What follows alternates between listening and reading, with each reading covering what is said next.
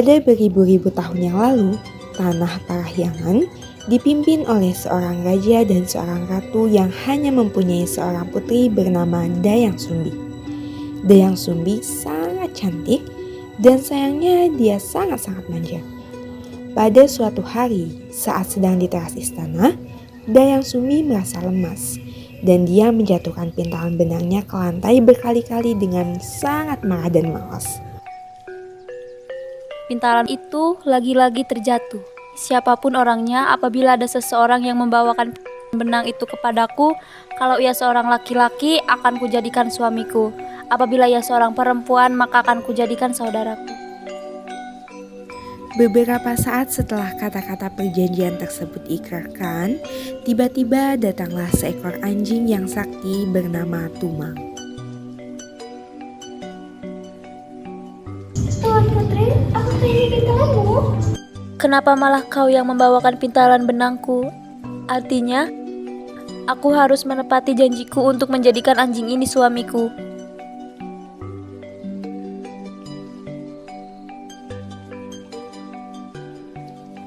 Selanjutnya, Dayang Sumbi dan seekor anjing yang bernama Tumang hidup berbahagia dalam mahligai rumah tangga.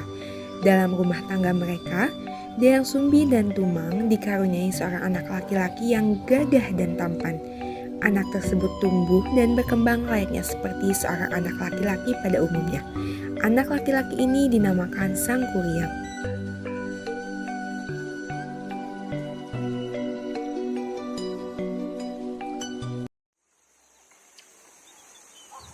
Dalam perjalanan perkembangan pertumbuhan Sangkuriang, keseharian Sangkuriang selalu ditemani oleh Tumang yang selama ini ia ketahui hanyalah seekor anjing biasa yang selalu setia menemaninya dan bukanlah sebagai ayah kandungnya.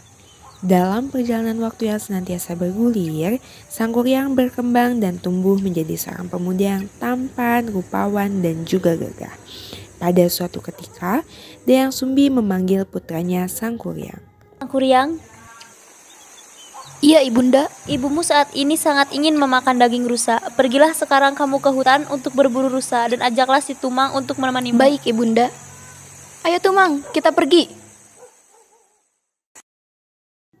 Setibanya Sangkuriang di tengah hutan, Mana aku bisa mendapatkan menjangan yang besar? Aku tidak akan pulang sebelum aku mendapatkan hasil buruanku. Jika aku tidak bisa mendapatkan hasil buruanku, maka dengan sangat terpaksa akan kuhujamkan anak panah ini ke tubuh Tumang sebagai ganti hewan buruan yang tak kunjung kudapatkan. lalu Sangkuriang mengarahkan busuknya ke arah si Tumang. Dan benar saja, ia telah melakukannya. Tumang pun terkena anak panah Sangkuriang. Dan tak lama kemudian, si Tumang pun sekarat dan akhirnya mati. Begitu Sangkuriang tiba di rumah, ia langsung menyerahkan daging Tumang kepada ibunya. Ibunda, iya anakku. Ini daging menjangan yang besar hasil buruanku. Terima kasih anakku, kau sangat piawai dalam berburu. Sama-sama Ibunda. Kemudian beberapa saat setelah itu, Dayang Sumbi teringat akan si Tumang. Mana si Tumang? Kenapa ia belum pulang juga? Sangkuriang, Ya Ibunda, Apa kau melihat si Tumang sedang di mana? maafkan aku Ibunda. Tumang telah mati di tanganku. Daging yang kau makan bukanlah daging rusa, melainkan daging Tumang.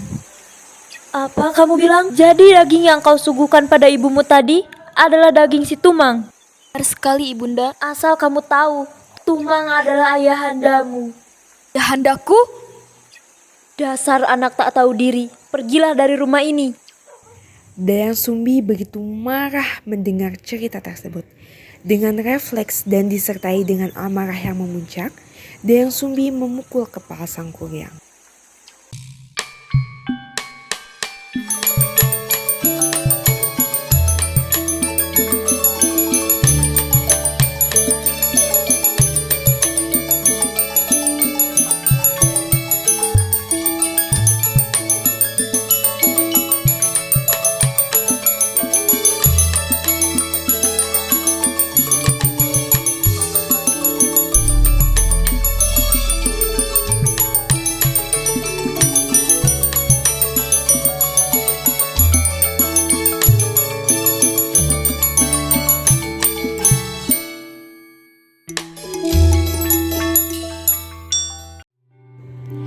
Beberapa tahun berlalu, sang kuryang yang telah mengembara ke seluruh negeri selanjutnya memutuskan untuk kembali ke rumahnya.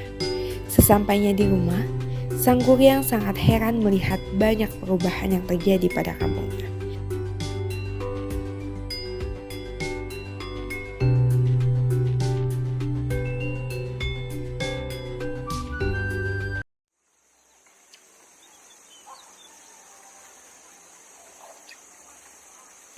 Kemudian ia bertemu kembali dengan ibunya.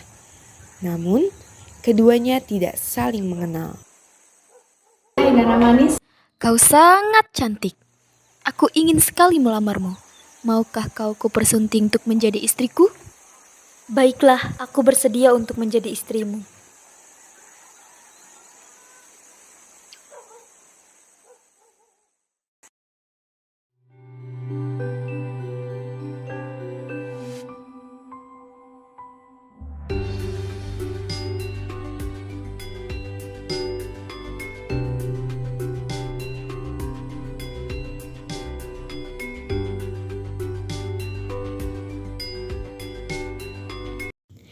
Suatu ketika, sang kuryang meminta tolong untuk merapikan ikat kepalanya.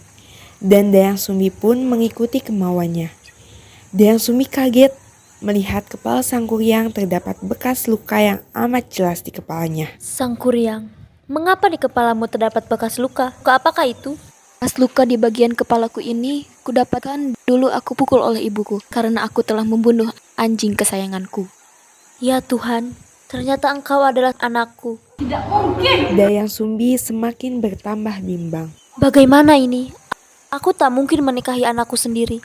Aku harus mencari cara untuk mengagalkan pernikahan kami. Setelah Dayang Sumbi mengetahui bahwa sang kuryang adalah putranya dan tidak mungkin bahwa ia menikahi putranya sendiri, Dayang Sumbi pun berpikir keras untuk menemukan cara agar pernikahan dengan putranya itu gagal. Wahai sang kuryang, apa kamu tetap bersikeras untuk mempersuntingku? Tekadku sudah bulat. Baiklah, aku bersedia menjadi istrimu dengan beberapa syarat. Apa itu syarat?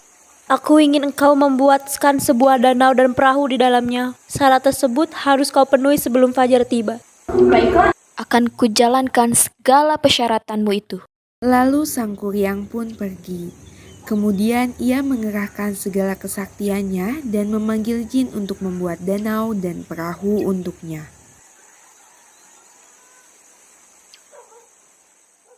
Hai para jin, datanglah!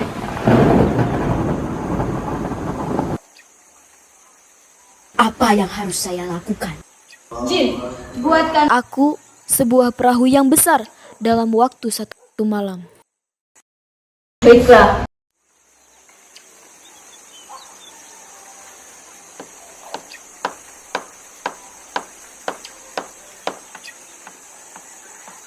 Ketika pekerjaan sang kuryang tengah berlangsung, Dayang Sumbi menggunakan tipu muslihat, yakni dengan membangunkan ibu-ibu untuk menumbuk padi pertanda fajar telah tiba.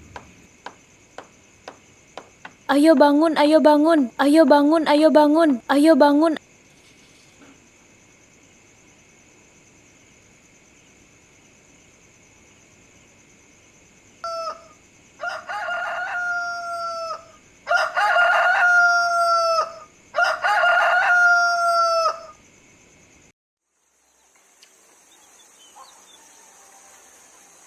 Dayang Sumbi, ini semua pasti karenamu. Bukan, ini bukan ulahku, sang kuryang. Sudahlah sang kuryang, fajar telah tiba. Artinya kamu tidak memenuhi persyaratanku untuk bisa mempersuntingku. Karena amarah yang tak tersalurkan, sang kuryang pun menendang perahu tersebut dan jatuh dalam keadaan terbalik. Perahu itu membentuk sebuah gunung, Tangkuban Perahu.